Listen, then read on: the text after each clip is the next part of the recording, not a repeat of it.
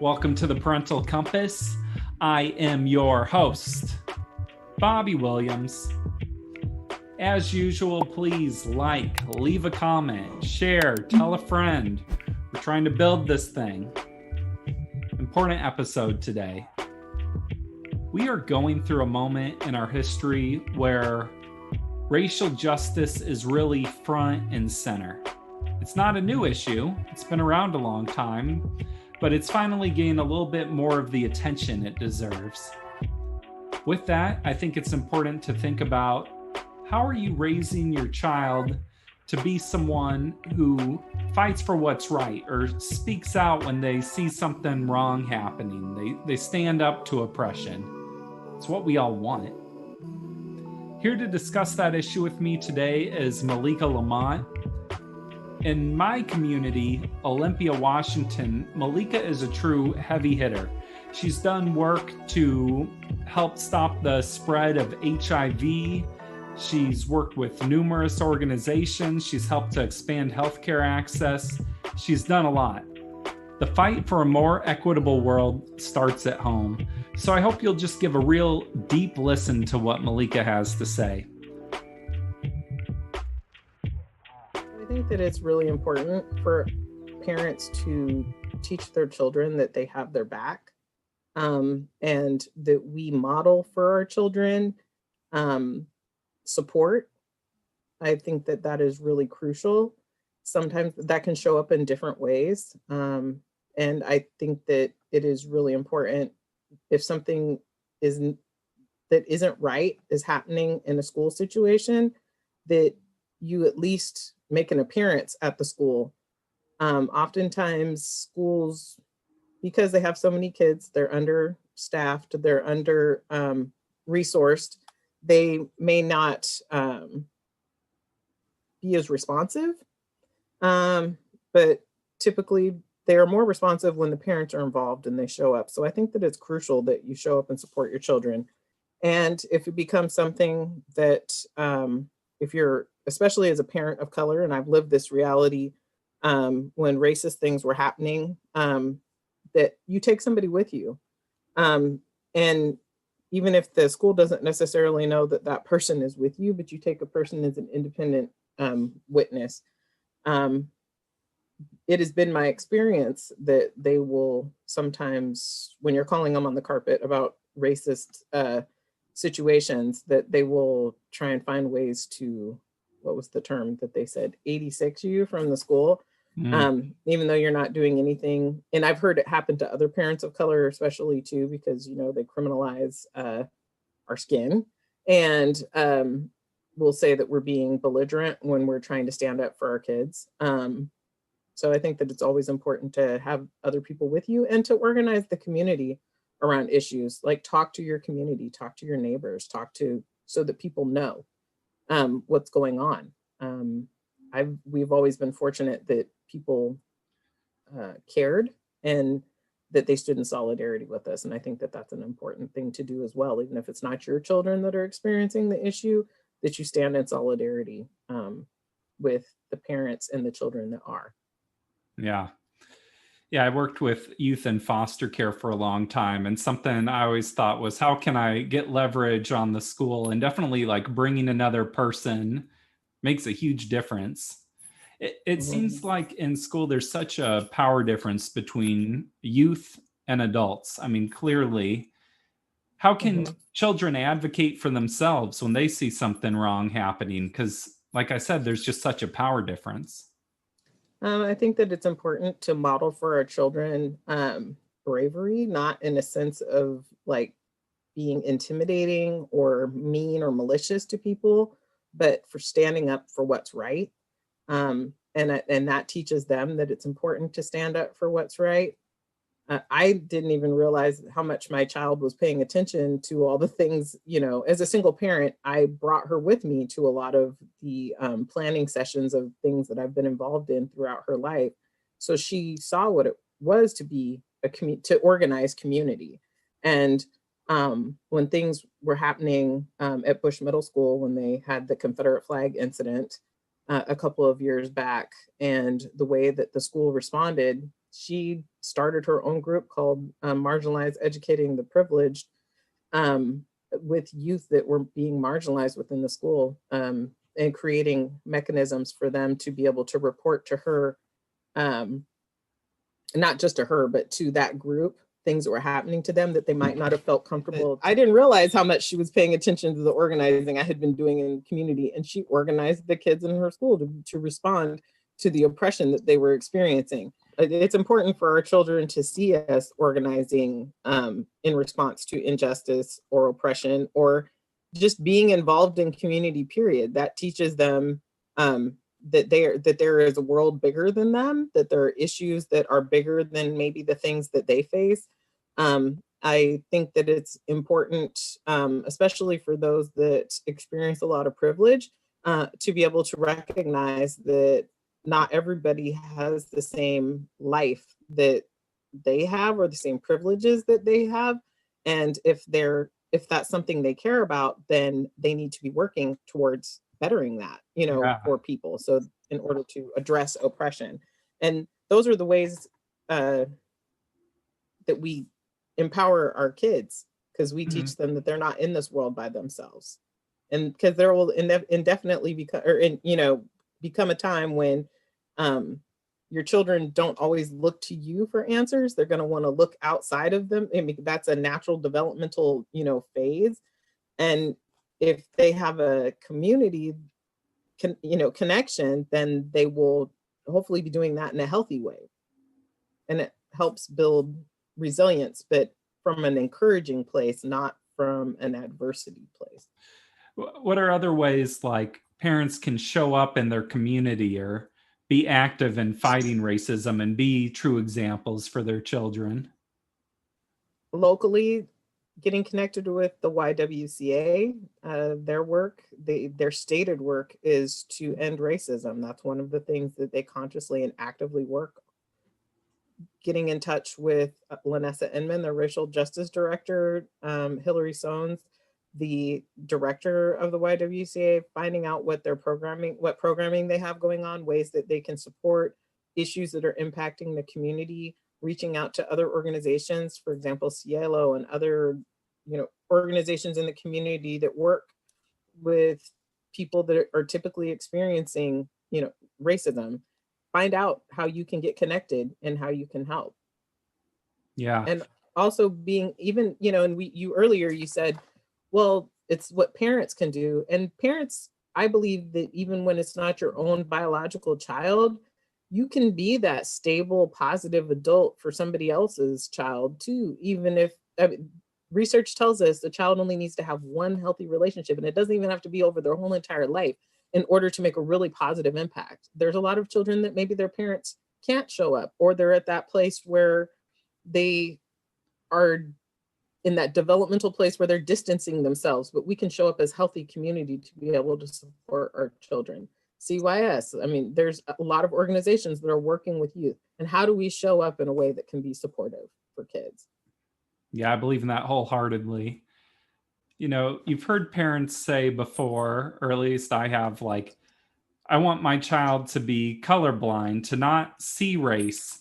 And while that may have a good intention, it's kind of an outdated way of thinking. Can you speak on that a little bit? Colorblindness is, in my opinion, is racism. And I say that as a child that was raised by a mom that often that ascribed to that.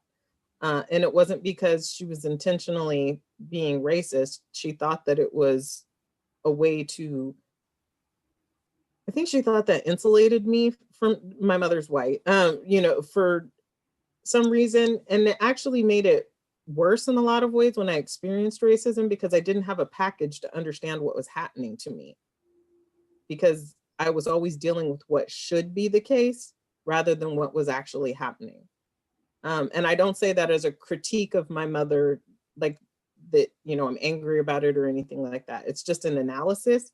And in like the person that I am now, it would have been, I can say in hindsight that it would have been helpful to be able to have some understanding around what was occurring to me so that I didn't internalize it, because that was what happened. And I think that and I'm getting real technical here, internalized racism is a response oftentimes to not understanding what is happening to you.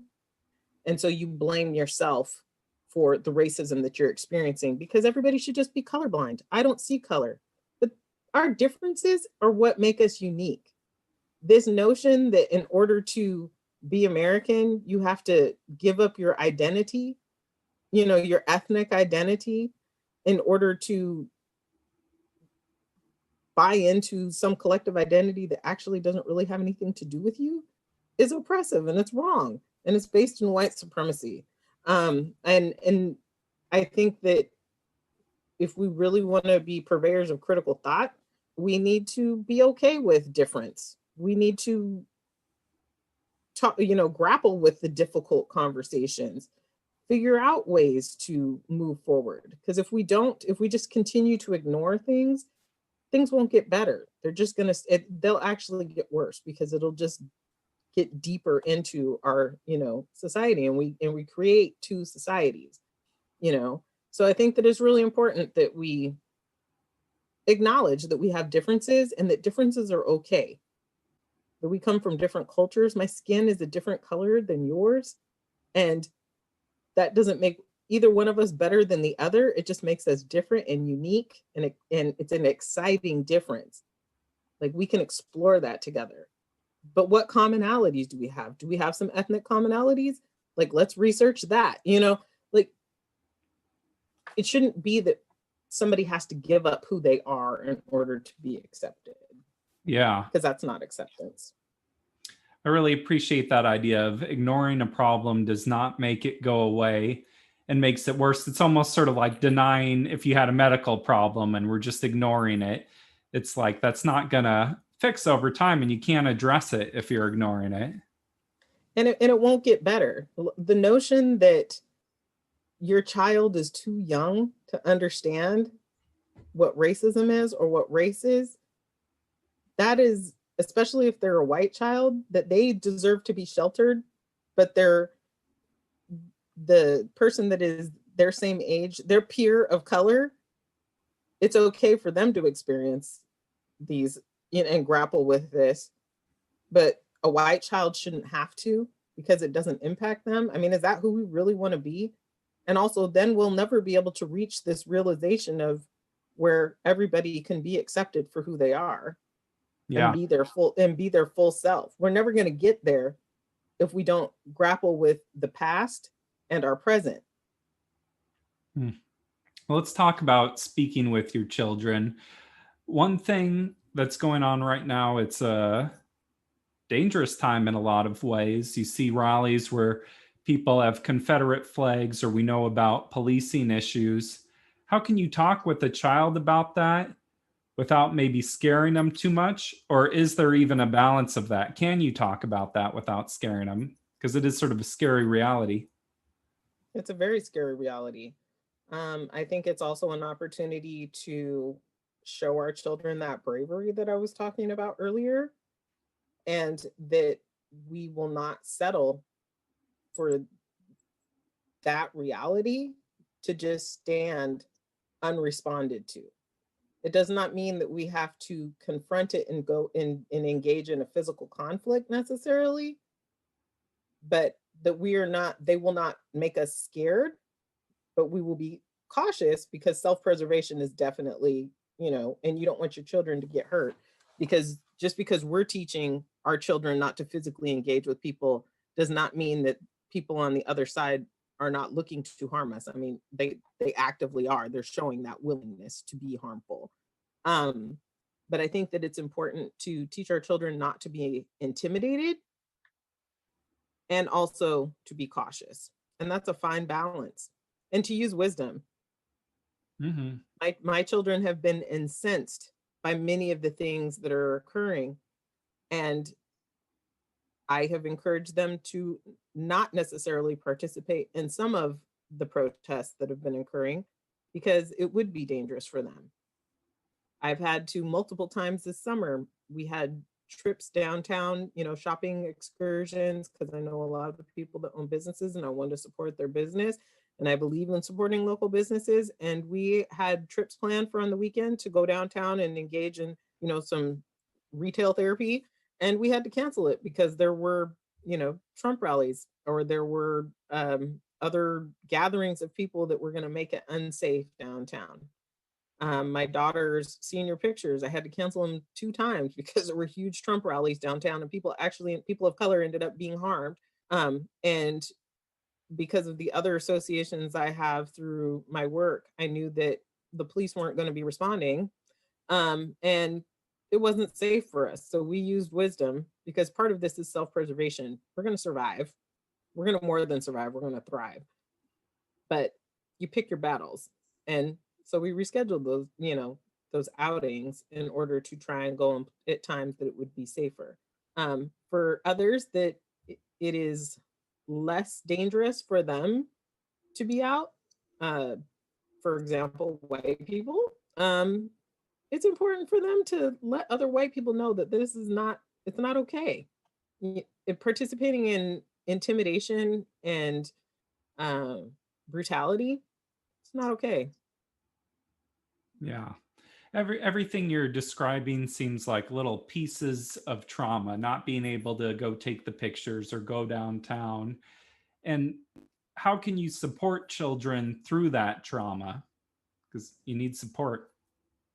Sadly, those are not the only incidences of trauma that my children have experienced. I think that ideally we get to a place in our society where we're not re-traumatizing people, and that we don't have to teach resilience through adversity, or the resilience doesn't have to arise out of adversity. I also think that it's very important, if it is at all possible, that you make home as safe a place as possible, that children know that they're safe, that they're supported. And that doesn't necessarily mean that you have a lot of money or anything like that, but that they know that they're loved, and they know that they can talk to you. They know that they can come to you for reassurance. And sometimes that just looks like a hug, but making sure that your kids know that there is a safe place for them. There's a place where they can express their feelings about what they're experiencing, and they're going to be heard, and they're going to be validated, and they're going to be accepted. I think that it's also important to the extent that you can, have good things in your kid's life, so that they know that there's more than the ugly that is happening outside of the bubble. My daughter is an artist and a dancer, so it was really important for me to make sure that she was able to participate in as many artistic outlets as possible, so that she could know that her life was not limited to what other people were doing to her. My kids always talk about, we look forward to dinner, because I always try and make sure that they have something that is enjoyable to them for dinner. I mean, this is an example of how it doesn't have to be like something that you go spend extra money on, but they know that for the most part, mom is always going to make sure that they have a good dinner. They come home to that, and that we're going to spend time together, eating it together, talking together, having, positive engagement. And those are the things that, so that they recognize that even though we might be going through an unpleasant time at any point in life, or that something unpleasant is happening, this is only a phase. It's hopefully a time limited thing. But I have other good things in my life. Yeah. How can we all make this community a safer place for everyone?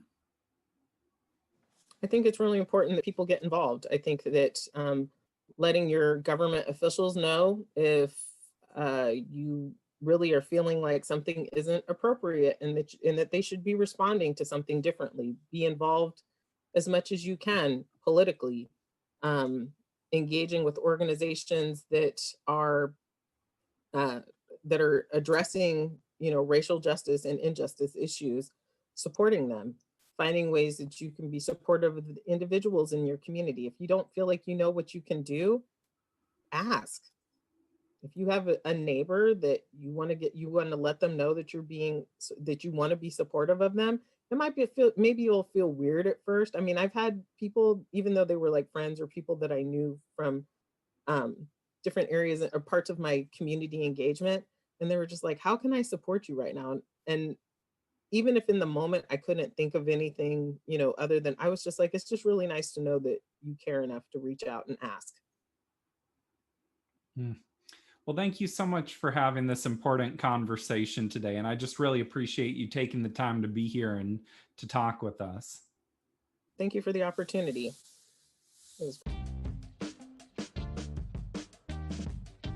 Malika, thank you for being here today, and thank you for all you're doing in our community.